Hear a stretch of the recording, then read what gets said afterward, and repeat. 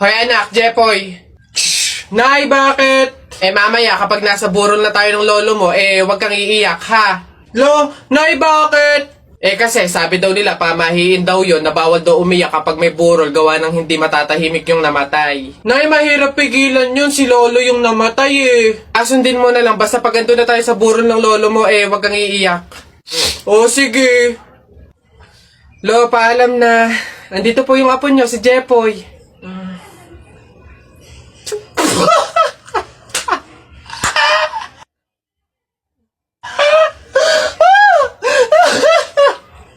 O basta mga pare, ganito ang plano ha. Kapag andun na tayo sa mga inasal, isang PM1 na only rice lang yung o-orderin natin. Isa lang ha.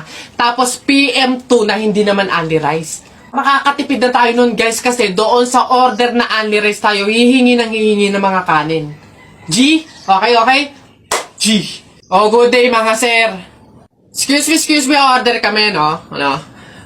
PM1 isa na only rice. Tapos, PM2 na hindi naman only rice, 3. Hoy kayo. Sinong maloloko nyo, ha? Wala na kayong maloloko dito. Alam na namin yung mga strategy nyo. Since mahal yung only rice, isang only rice lang yung o-orderin nyo. Tapos yung iba, mga mumurahin na. Ngayon, pag naubos yung kanin, tsaka nyo pupuntiryahin yung isang only rice lang na order nyo. Bubulos kayo ng bubulos, iisa lang naman yung in-order nyong only rice. Sinong maloloko nyo? Hindi. Simula ngayong araw na to, hindi na mangyayari yung ginagawa nyong ganyan. Kung sino lang yung umorder ng only rice, siya lang yung kakain ng madaming kanin. Ay, bawal ba yun? Oo, bawal na nga.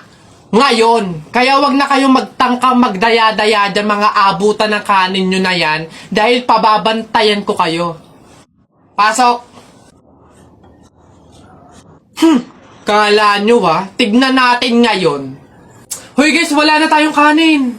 Hindi tayo lahat pwedeng humingi ng kanin kasi isang only rice lang naman yung order natin. May nagbabantay pa. Hoy, nakikita at naririnig ko kayo ha? Tigil-tigilin nyo yung bulungan nyo at pandadaya nyo.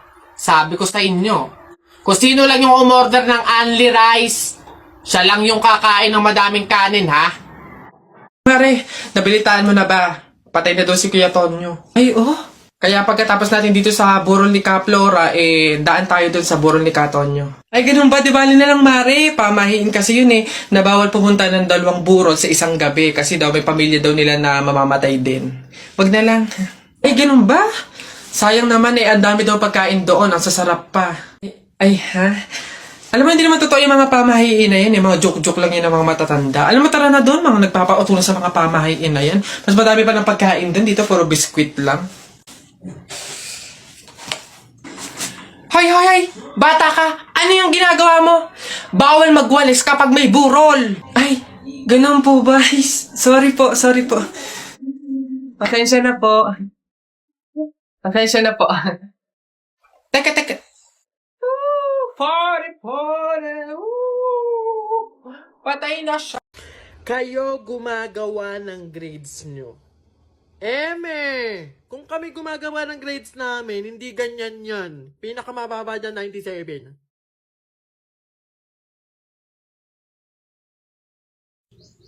Babe! Babe, bakit? Alam mo ba, sabi ng lola ko, kaya daw tumatangkad yung mga lalaki kapag daw natulian na. Gaya mo, siguro kaya ka tumangkad simula lang nung natulian ka nung bata. Hindi naman siguro yung totoo, babe. Ha? Bakit naman? Bakit naman ako matangkad ako pero hindi pa naman ako tuli? So, hindi ka pa tuli? Oo, pero baka next week magpapatuli na rin ako kasi... Babe! Teka lang, papatuli na talaga ako, wait lang! Ano ka ba? Lola. Nay. Hello po. Jowa ko nga pala. Ay, yan na pala ang jowa mo. Marunong kaya yung magluto. Magligpit ng pinggan. Baka naman puro paganda lang yung nakuha mo. Oo nga, maglaba kaya at magkudkod ng inidoro. Kaya naman kaya. Marunong naman po ako pagdating sa mga gawaing bahay. Tanong ko lang din po, gagawin niyo po ba akong katulong dito? Hoy Alex, Jepoy, anong gagawin nyo kapag may tsunami? Dali-dali, akit ako sa pinakamataas na building. Hindi yun naaabot ng tubig dun, mataas yun. Tapos hindi yun madadala ng tubig. Bato yun matibay yun Yun, baduy naman yung sa'yo, yung sa akin, sasakay ako sa helicopter, tingnan natin kung aabot pa yung tubig, yung tsunami dun, lilipad ako hanggang langit, yun yung sa inyo, yung sa akin, magsiswimming ako. Nakikita ko yun sa mga palabas, kaya naman pala mag-swimming, ako, hindi ako malulunod, mag-aaral ako mag-swimming, Ang iingin nyo talagang mga bata kayo, ha? Ayan, tsunami! Ano bang lasa ng sisiyo? Isipin ko na lang, chocolate. Chocolate.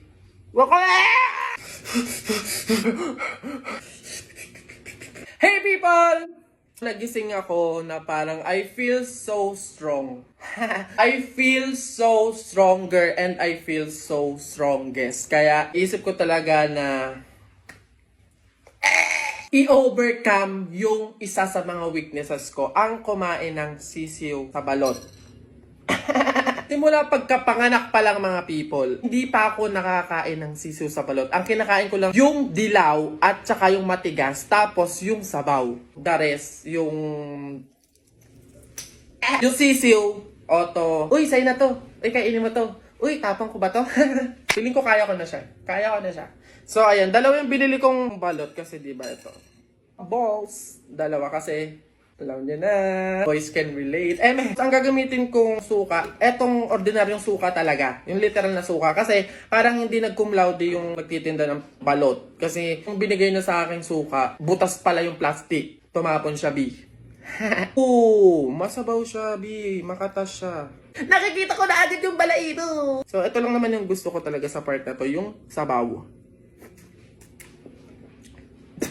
Oh my God, after ilang years talaga, ngayon na lang ako nakakain ng balot. Kasi hindi naman talaga ako mahilig sa balot. Sobrang na-amiss talaga ako sa mga talagang kayang kumain ng sisiw. Hindi ko kasi ma-imagine talaga. Pinabalatan ko na siya. Sana maliit lang yung sisiw para naman talagang makain. Hindi naman sa maate. Ano papakain nyo kung hindi nakakain ng sisiw? Ganyan siya. Paano to? Kinakain na siya ng buo? Look at that! Nanginginig ako kasi parang nadidiri talaga ako. Ito yung maganda sa balot, yung parang buo na siya. Pag kinain mo siya ng buo, hindi mo na mapapansin yung sisiw. Yung iba kasi di ba parang gutay-gutay yung loob. Okay. Ayun siya, B! People, ayun siya. Ayun yung balat, ayun yung balahibo niya. Ayan. Kita niyo yan? Alam niyo ba, sabi ko, mapapakain lang ako ng mga ganito, yung exotic food, mga bulate, palaka, daga. Mapapakain mo lang ako pag pang TV lang, ganun, yung mga Pinoy Big Brother, ganun lang. Pero kung mga ganun.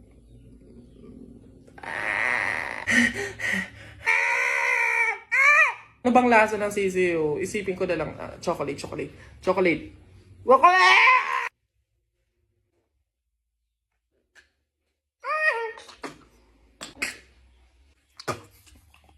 Ba't ang lansa niya? Ayan siya. Hindi ko kaya nung lasa na ganun, B. Try ulit. Nalalasahan ko talaga siya. Pwedeng i-open ko siyang ganun. No. Ayan siya, B. Ayan. Shocks, no. No!